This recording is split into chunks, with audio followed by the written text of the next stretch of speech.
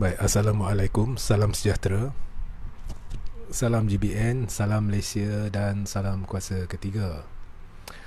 Okey, apa khabar anda semua? Dan hari ini saya ada satu pencerahan menarik yang merupakan susulan daripada pencerahan saya semalam yang anda boleh rujuk di YouTube Regi Jesse Ritaudin. Pintas lalu, pencerahan saya semalam adalah berhubung dengan perjumpaan rahsia menteri-menteri dan timbalan-timbalan menteri UMNO, dan saya telah berbincang, membincangkan beberapa kemungkinan berdasarkan maklumat mengapa perjumpaan itu diadakan, dan juga ada menyentuh berhubung dengan pembubaran parlimen. Jadi saya sarankan anda menonton YouTube Regi Jesse Ritaudin live semalam, di mana saya telah membincangkan perjumpaan rahsia tu. Jadi hari ini saya nak membincangkan lawatan Najib ke Pulau Pinang. Ada perkembangan menarik, anda akan dapatinya menarik, dan ianya berkait dengan pencerahan semalam dan berkait dengan pembubaran parlimen. Ini yang saya lihat. Jadi inilah tema perbincangan hari ini. Adakah lawatan Najib ke Pulau Pinang yang diwar-warkan semalam adalah untuk cuba mempengaruhi Istana Negara? Itulah tajuk saya hari ini. Baik, saudara-saudari, saya nak bawa kepada perhatian anda satu kenyataan yang dibuat oleh Najib ketika ke Pulau Pinang. Jadi bila sampai ke Pulau Pinang, ada disambut dengan sekumpulan individu dan dengan sorakan bosku dan sebagainya. Ya. Ada, tak silap saya, ada banner bosku yang dibawa oleh sekumpulan individu ni, dan semuanya memakai, atau hampir semuanya memakai baju tee atau kemeja yang warnanya sama atau seakan sama. Jadi cuba bayangkan, jika ini adalah sambutan orang ramai di airport, anda tidak akan lihat ramai orang dengan kemeja sama, dan anda tidak akan lihat satu banner yang sudah siap dibuat.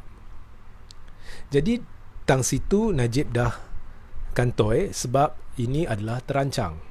Dan saya dah beritahu dalam live saya semalam, saya pun pernah menghabiskan masa 25 tahun di Pulau Pinang, dan saya tahu benar operasi-operasi Najib yang pernah dilakukan dulu-dulu menerusi pihak lain di Pulau Pinang dan cara dilakukan.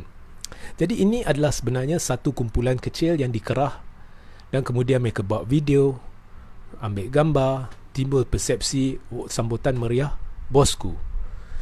Ini terancang, ini dikerah, bukannya satu sambutan daripada masyarakat Pulau Pinang secara random. Okey.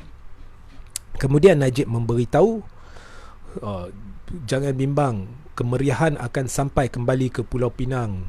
Masyarakat Cina, banyak dia memuji masyarakat Cina, masa-masa baik akan kembali dan sebagainya. Okey. Ini sebenarnya telah disambut oleh Presiden Persekutuan Persatuan Keturunan Zhang Malaysia, Anthony Chang Wei Lun, yang berkata dia mengalu-alukan kedatangan Najib bagi pihak masyarakat Cina Pulau Pinang. Jadi sebenarnya bila saya baca kenyataan ini, saya tergelak. Tapi saya diam, saya tak buat kenyataan. Sebab seperti yang saya kata, saya kenal betul dengan lanskap politik dan sosial di Pulau Pinang. Kenal betul. Persekutuan Persatuan Keturunan Zhang ni, dia adalah satu kumpulan terlampau minoriti yang tidak mewakili orang Cina Pulau Pinang. Okey, jadi saya tergelak dan saya tahu benar bahawa persatuan yang benar-benar mewakili ramai orang Cina di Pulau Pinang akan bersuara. Jadi saya tunggu, dan nampaknya tak sia-sia saya menunggu, sebab hari ini Presiden Dewan Perniagaan Cina Pulau Pinang, ini benar-benar mewakili orang Cina. Sebab di Pulau Pinang banyak persatuan. Ambil satu persatuan, war-warkan, kemudian nak kata ini mewakili Cina, itu adalah pembohongan. Tapi Presiden atau Dewan Perniagaan Cina Pulau Pinang benar-benar mewakili banyak industri di Pulau Pinang, banyak persatuan di Pulau Pinang, terlalu banyak, malah nak kata kongsi pun boleh, nak kata tokong-tokong pun boleh. Lebih 10,000 ahli. Presiden dia, Hong Yem Wah, menafikan tanggapan bahawa masyarakat Cina di negeri Pulau Pinang mengalu-alukan lawatan Najib. Jadi bukan hanya Najib menimbulkan persepsi di airport, ada kumpulan di Kerah untuk menerima bosku, kemudian diberi persepsi palsu, masyarakat Cina mengalu-alukan Najib. Sekarang Presiden Persatuan terbesar di Pulau Pinang, Dewan Perniagaan Cina Pulau Pinang, dah menafikan. Malah Presiden Dewan Perniagaan Pulau Pinang, Cina Pulau Pinang berkata, Dewan tersebut tidak mungkin menjemput atau mengalu-alukan Najib yang telah disabit kesalahan rasuah ke Pulau Pinang. Tapi adakah Najib akan malu dengan kenyataan ni? Tak. Sebab malu apa bosku? Okey. Jadi timbul persoalan, mengapa Najib membuat publicity stunt ini, propaganda ni, yang sekarang dah kira kantoi lah. Mengapa dia buat? Okey. Di Johor pun dia ada buat. Saya dah beritahu. Dia akan pergi ke tempat keramaian orang Cina, dan beratus orang Cina dah kumpul. Sebenarnya ada upacara perayaan keagamaan Cina hari itu. Dia pergi, cara ayat diolah dalam Facebook dia bukan menipu, tetapi sebegitu rupa menimbulkan persepsi seolah-olah orang kat situ tengah tunggu dia, kemudian dia ambil gambar, dan kononnya beratus orang Cina tunggu bosku. Tetapi kemudian Presiden atau Presiden, tak silap saya, Persatuan Tokong Cina ke apa di Johor keluarkan kenyataan, Najib membuat lawatan ke satu tokong Cina di Johor tanpa dijemput, dan dia menimbulkan rasa kesal.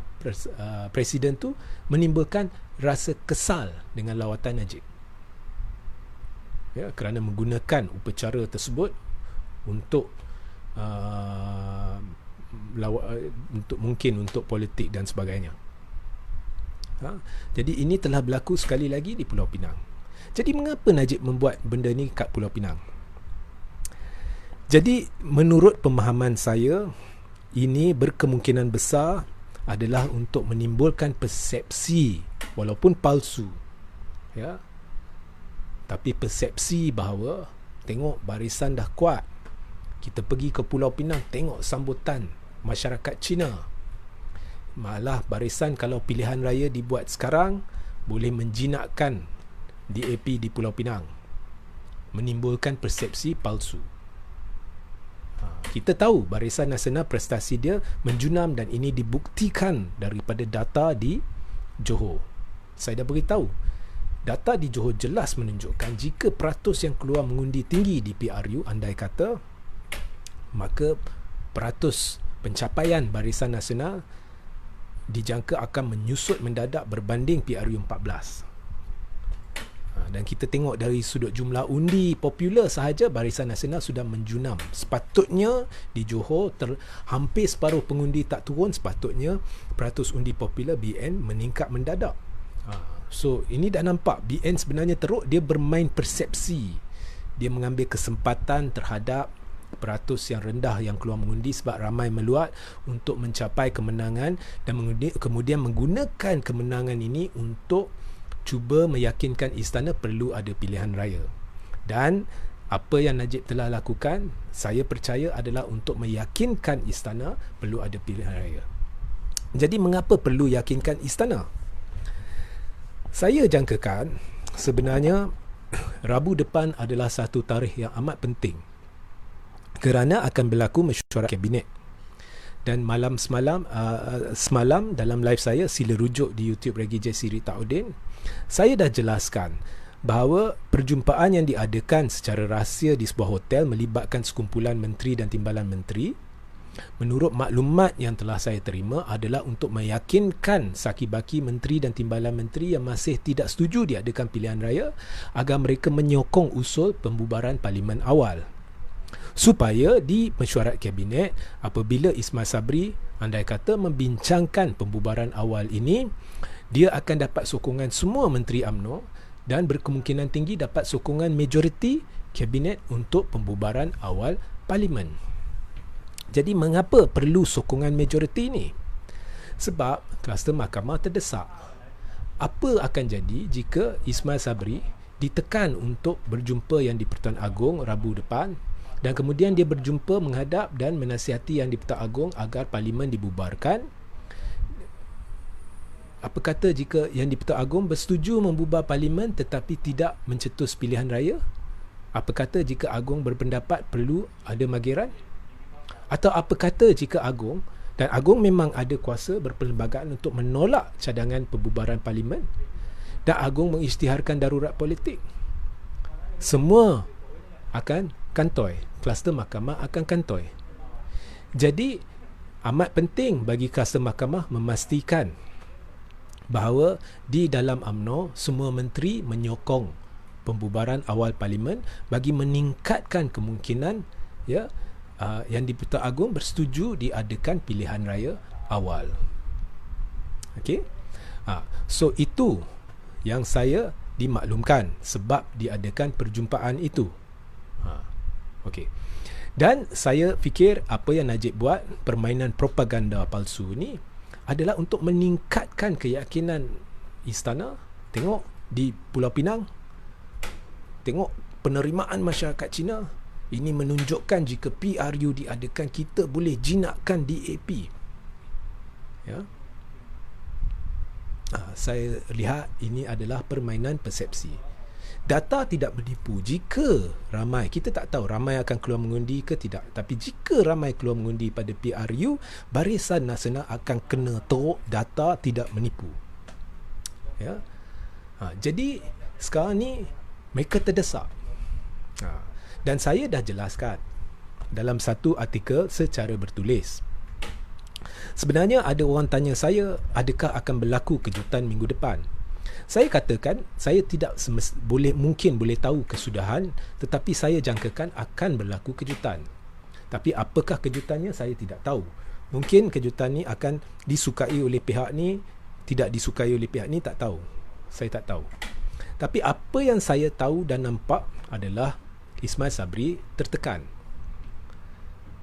Dia tertekan sebab sekarang ni dia boleh sahaja, Ismail Sabri boleh sahaja pergi jumpa Zahid, beritahu Zahid sekarang ini untuk tujuan perbincangan sahaja, ya. Okey, sekarang kalau nak saya setuju membubarkan meminta Agong bubar parlimen, dia boleh jumpa Zahid dan beritahu anda perlu beri saya satu kepastian bahawa saya akan jadi calon tunggal Perdana Menteri jika Barisan Nasional menang. Now, sebenarnya Ismail Sabri boleh saja pergi minta, tapi Zahid boleh tolak. Apa yang Zahid boleh tolak? Zahid kalau nak, okeylah Ismail Sabri, kau jadi calon Perdana Menteri, saya setuju, saya bagi hitam putih. Tetapi Zahid boleh tolak, dan saya rasakan Zahid akan tolak, dan saya akan jelaskan mengapa Zahid akan tolak. Jadi jika Zahid tolak, dan jika Ismail Sabri enggan membubarkan parlimen awal atau tidak setuju dengan pembubaran awal, maka Zahid ada pilihan. Dia sama ada boleh masuk perjanjian dengan Anwar. Okey Anwar, kau nak jadi Perdana Menteri kan? Okey, tak apa. Lepas PRU 15 kita masuk perjanjian. Tak kira BN menang ke tidak, BN dengan PKR atau BN dengan PH kerjasama bentuk kerajaan. Dan kemudian selepas satu tempoh tertentu akan berlaku peralihan kuasa, kita bergilir. Separuh penggal UMNO pegang jawatan Perdana Menteri, separuh penggal lagi PH pegang jawatan Perdana Menteri. dia boleh je masuk perjanjian. Semestinya UMNO akan setuju. Jadi syaratnya PH kena tarik MOU sekarang. Jadi kalau PH tarik MOU, kuasa mahkamah tarik sokongan, runtuh kerajaan Ismail Sabri. Atau pilihan kedua, kuasa mahkamah tunggu sampai Julai 31. Sebab kuasa mahkamah tahu MOU tidak akan disambung selepas Julai 31. Okey. Atau setakat ni itulah yang diberitahu oleh PH. Jadi lepas Julai 31 dia tarik sokongan. Dan kemudian kerajaan pimpinan Ismail Sabri runtuh. Jadi lepas runtuh, masalahnya lepas runtuh, tidak semestinya yang di-Pertuan Agong perlu bubar parlimen. Yang di-Pertuan Agong boleh isytihar darurat politik. Atau yang di-Pertuan Agong boleh bubar parlimen tetapi tubuh magiran. Jadi tidak semestinya menjurus kepada pilihan raya. Maknanya kluster mahkamah juga terdesak. Jadi dalam keterdesakan ini, saya nampak mereka sekarang sedang mengadakan perjumpaan-perjumpaan dengan menteri-menteri yang kurang yakin atau kurang bersetuju nak bubar parlimen, untuk meyakinkan mereka, mungkin ada perjanjian dibuat ke tidak, saya tak tahu, ya, supaya bersetuju parlimen dibubarkan awal. Dan saya difahamkan itulah sebabnya perjumpaan rahsia diadakan di hotel semalam. Kemudian propaganda lain dimainkan seperti Najib pergi ke Pulau Pinang. Saya percaya itu adalah untuk menimbulkan persepsi palsu. Tengok ada tsunami Cina ke arah BN. Hari ini sudah dicantas terus apabila Presiden satu Dewan Perniagaan Cina yang merupakan wakil terbesar masyarakat Cina, tycoon Cina, pakar industri Cina, masyarakat Cina secara amnya di Pulau Pinang menafikan bahawa orang Cina Pulau Pinang sedang mengalu-alukan kedatangan Najib ke Pulau Pinang. So inilah yang sedang berlaku. Jadi apa rumusannya? Sekarang ni kluster mahkamah terdesak, Ismail Sabri terdesak.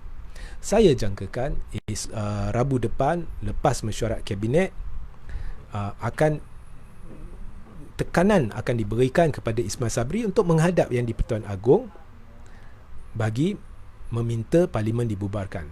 Saya percaya benda ni. Of course benar atau tidak, kita kena tunggu dan lihatlah. Dan saya percaya akan berlaku kejutan besar minggu depan. Kejutan ke hala mana saya tak tahu. Adakah ianya akan memuaskan hati UMNO dan merisaukan atau menjadikan pembangkang FRAS, ataupun memuaskan hati pembangkang menjadikan UMNO FRAS, kita tak mungkin tahu. Tetapi ianya kejutan sebab boleh jadi satu perkara yang kita tidak jangka, atau boleh jadi satu perkara yang kita sudah jangka, tak tahu. Tetapi akan berlaku satu pengumuman penting jika benar Ismail Sabri ditekan untuk menghadap Agong Rabu depan bagi meminta pembubaran parlimen. Dan perang propaganda sudah bermula untuk, pada pendapat saya, cuba meyakinkan pihak istana agar bersetuju diadakan pilihan raya. Jadi apa pandangan anda? Adakah anda setuju atau adakah anda mempunyai pandangan lain? Sila kongsikan. Anda boleh mula bertanya sekarang. Dan bagi penonton YouTube, saya tidak akan membaca soalan anda sebab saya membaca soalan dari saluran lain hari ini. Tetapi esok atau lusa saya akan buat satu sesi khas di mana saya akan menumpu kepada soalan YouTube. Okey, anda boleh mula bertanya sekarang. Bagi yang mengirim salam kembali. Nazmi Wahab, Najib nak menonjolkan diri seolah-olahnya dia disenangi rakyat untuk mengaburi mata rakyat kononnya atas sokongan dia terima. Betul. Hakikatnya jiwa dia menderita dan bercelaru. Betul. Dan ada perkembangan baru di Mahkamah US. Satu invoice telah ditunjukkan kepada juri, di mana invoice itu menunjukkan bahawa memang ada transaksi tertentu yang didakwa adalah dana 1MDB yang telah digunakan dalam pembuatan satu kalung berlian bernilai hampir 97 juta ringgit Malaysia yang dikatakan dibuat untuk Rosmah, dan invoice ini hitam putih telah ditunjuk kepada juri. Susulan itu, Najib dan Rosmah, khususnya Rosmah, menerusi peguam dia telah membuat penafian bahawa ada kalung itu yang diterima oleh Rosmah. Tetapi saya membawa perhatian saudara-saudari kepada satu kenyataan media oleh PDRM pada 2019 yang mengesahkan mengesahkan. Okey, saya baca. Okey. Pada 2019 PDRM mengesahkan kenyataan media dia berbunyi, merujuk kepada penafian Datin Seri Rosmah Mansor, isteri kepada Datuk Seri Najib Tun Razak, berhubung pembelian berlian merah jambu Pink Diamond yang tular di media sosial, Polis Diraja Malaysia ingin menjelaskan bahawa terdapat bukti jejak kewangan transaksi pembelian Pink Diamond tersebut yang bernilai US$23 million daripada seorang peniaga barang kemas di New York dengan menggunakan wang syarikat 1MDB. Okey. So itulah PDRM telah mengesahkan terdapat bukti jejak kewangan sama seperti di mahkamah US, di mana bukti invoice hitam putih ditunjukkan berhubung pembuatan diamond itu. Okey, nama Cina ni saya tak faham macam mana nak baca, tapi saya kurang faham kenapa Menteri UMNO kena setuju tentang pembubaran parlimen, sebab tidak ada persetujuan untuk mereka dipilih semula sebagai menteri. Kita tidak tahu, itu yang saya kata. Untuk mendapatkan persetujuan semua menteri UMNO, kita tidak tahu apakah perjanjian yang dibuat antara mereka. Saya tidak tahu. Kalau saya Zahid, dan kalau saya mengerahkan pihak tertentu untuk melakukan perjumpaan-perjumpaan dengan menteri-menteri, ini cerita saya, bukan cerita apa yang berlaku. Saya akan cuba memasuki perjanjian tertentu dengan menteri-menteri itu untuk memastikan sokongan mereka. Tapi adakah itu yang berlaku? Kita tidak tahu. Asma Lali, istana pun diheret sama, malunya negara. Ini yang saya nampak. Adakah ini untuk mempengaruhi pihak istana supaya andai kata Ismail Sabri ke istana meminta parlimen dibubarkan, maka istana akan setuju untuk pilihan raya berdasarkan persepsi yang ditimbulkan kononnya mungkin berlaku tsunami Cina ke arah Najib. Itu yang saya lihat.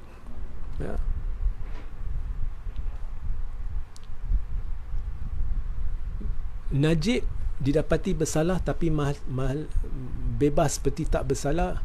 Dirman Bustan, ini kepelikan yang saya rasa satu negara nampak, dan ini telah menyebabkan ramai telah menyuarakan menerusi media sosial kehilangan keyakinan mereka terhadap sistem keadilan di negara ni. Okey.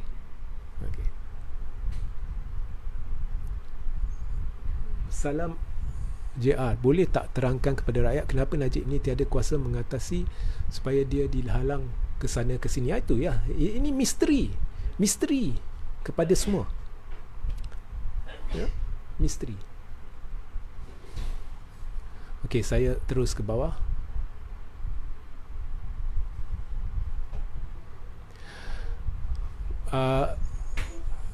Zalah Mahirul Idris, anda telah menamakan satu blogger dan anda kata dia dah confirm donation really comes, newspaper dah confirm really comes from Arab.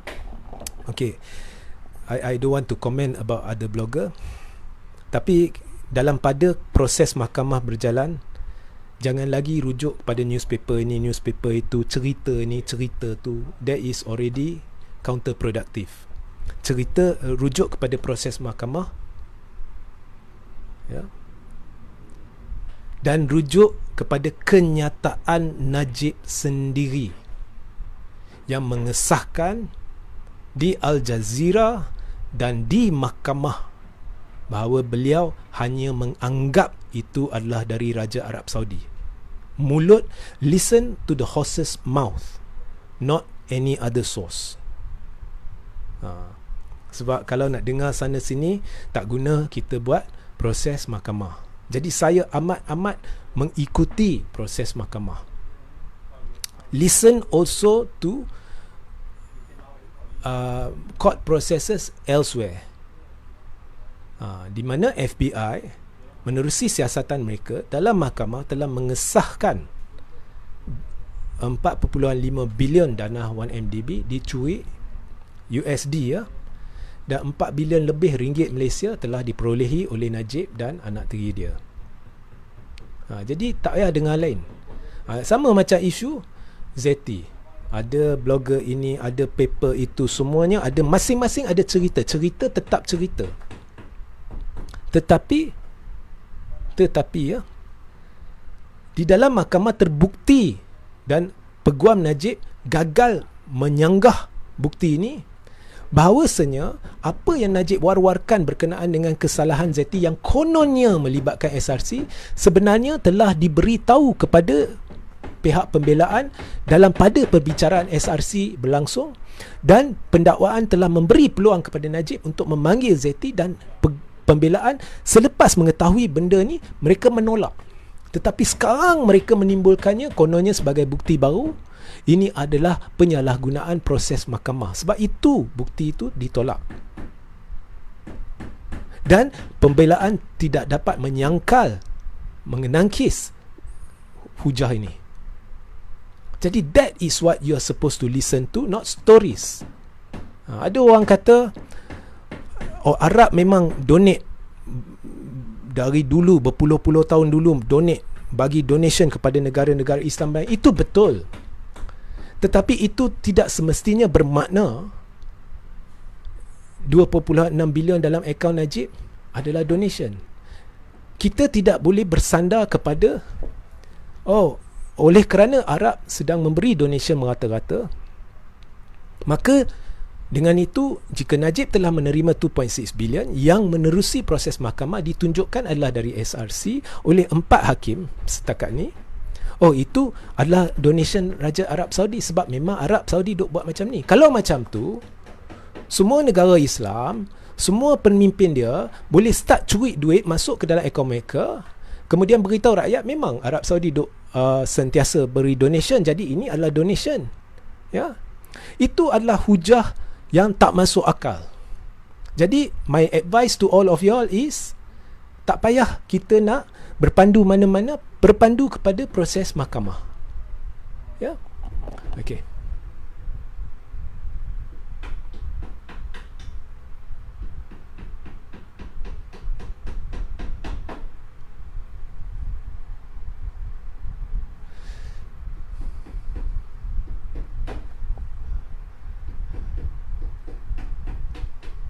Tuan RJR, adakah Najib dan Rosmah akan dipanggil ke Mahkamah Amerika? Tak mustahil. They have to see whether they need to subpoena Najib. Tak semestinya Najib perlu dipanggil. Jika pendakwaan sana ada hujah-hujah dan bukti-bukti bagi menimbulkan sesuatu kebenaran yang tidak boleh diragui lagi tanpa memanggil Najib, maka itu memadai. Sama juga di sini. Kalau pendakwaan can prove beyond reasonable doubt what they want to prove without bringing Jolo, then they can. Tak perlu bawa. Kalau pembelaan nak bawa lah pergi cari Jolo. Ya.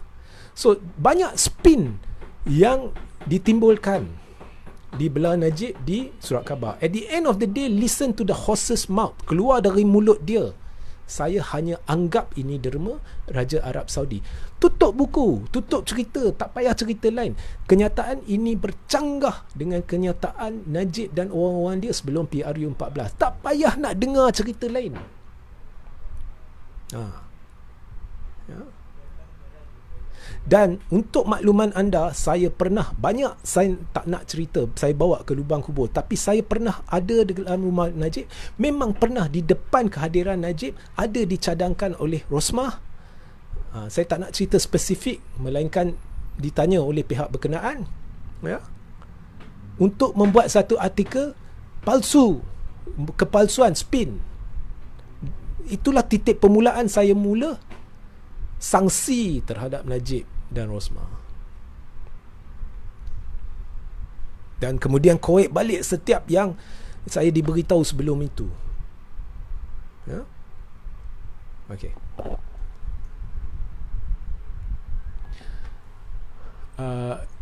Again, nama Cina saya tak boleh baca. Adakah Hamzah Zainuddin boleh kemukakan usul semula pasal undi SOSMA bila didapati cukup korum? Okey. Babak Hamzah Zainuddin saya ada sentuh semalam, dan dalam isu undi SOSMA ni sebenarnya saya tak against Hamzah Zainuddin. Saya tak against, saya tak for. I'm not against, I'm not for. I just noted, saya hanya noted semalam Hamzah ada beritahu, dia ada membuat satu pendedahan bahawa yang ahli parlimen yang tidak hadir untuk pengundian ni sebenarnya bukannya tak hadir terus. Dia kata ada backbencher yang hadir tetapi masa pengundian, dan ni kerajaan ya, backbencher kerajaan ni, tetapi masa pengundian nak bermula mereka keluar dewan. Maknanya seolah-olah ada sabotage daripada kerajaan sendiri, khususnya daripada UMNO lah. Okey. Dan saya juga ada komen berkenaan dengan kenyataan Hamzah bahawa sebenarnya usul perlu dibincang ke tidak dengan PH. Usul undi SOSMA ni menurut Hamzah ini adalah bukannya usul nak buat undang-undang baru. Ini undang-undang sedia ada, cuma nak usulkan pelanjutan subsection 4/5 Akta SOSMA. Tapi saya tidak bersetuju dengan kenyataan itu, sebab pada saya ikut ketetapan MOU, tidak kira usul mana ke, usul undang-undang baru ke, usul bukan undang-undang baru ke, pelanjutan ke apa, tapi usul tu harus bincangkan terlebih dahulu dengan PH. So secara teknikalnya berdasarkan MOU, syarat-syarat MOU tidak dilanggari oleh PH. So itulah. Dan berbalik kepada soalan anda, adakah Hamzah Zainuddin boleh kemukakan usul semula? Boleh. Dia boleh kemukakan usul semula. Tidak ada halangan. Tidak ada halangan, dan boleh dikemukakan semula untuk pertimbangan parlimen. Jadi sebenarnya peribadi ya, saya subsection 4/5 ni ada baik buruk dia. Saya ada baik dia pun, ada buruk dia pun pada pandangan peribadi saya. Okey.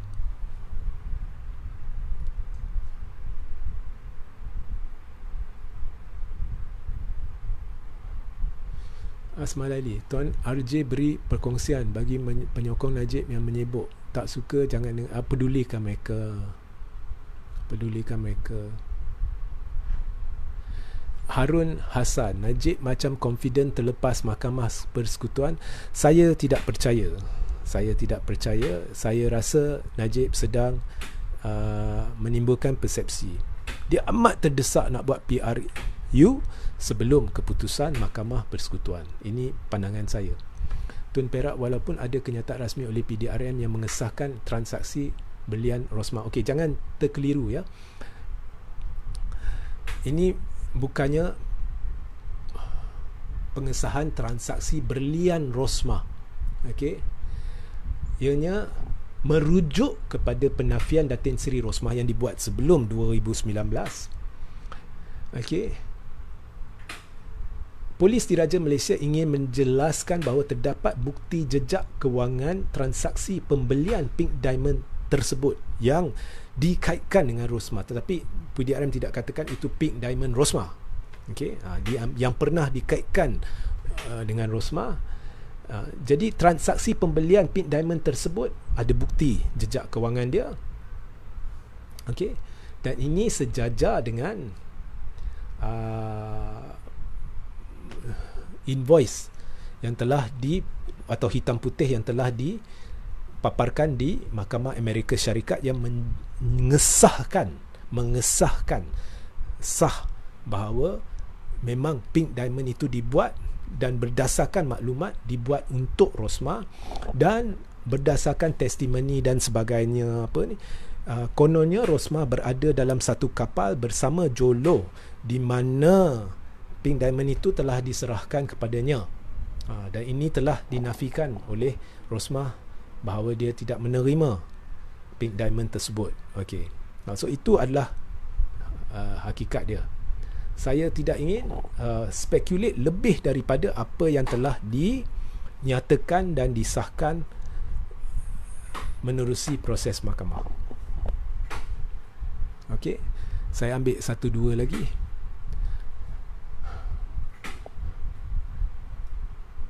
Okey. Esok pukul 9.30 berkemungkinan amat tinggi akan berlaku satu sesi live bersama ahli-ahli panel lain, termasuk Muhammad Hanif Katri Abdullah, dan ada seorang dua lagi, dan ianya amat penting. Tetapi butiran lanjut berkenaan sesi tersebut saya akan berikan selepas saya dah sahkan butiran tersebut. Maknanya saya akan mengesahkan sesi ini petang esok. So sesi ini akan berlaku di mana, menerusi saluran apa, ya, dan sesi ini amat penting, jadi saya ingin anda semua menontonnya. Check Lee Sniper. Jika berlaku permintaan bubar parlimen, harap YDPA dapat tangguhkan sehingga pemilihan UMNO dengan menubuhkan Mageran. Saya secara peribadi berharap YDPA menubuhkan Mageran, dan penubuhan Mageran ni tidak semestinya perlu sehingga 2023. Ia boleh melangkaui 2023. Ini yang anda ramai tidak faham. Ianya boleh dilanjutkan. Mungkin boleh diadakan darurat politik, dan ini boleh lanjutkan sampai sistem politik negara stabil. Tidak semestinya perlu diadakan pilihan raya even 2023 kalau ada Mageran dan darurat politik. Ya. Okey.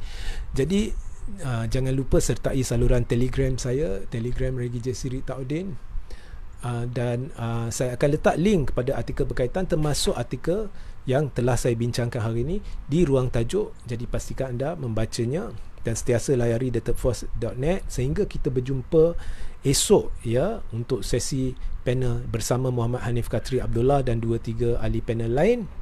Assalamualaikum, salam sejahtera, salam GBN, salam Malaysia dan salam kuasa ketiga.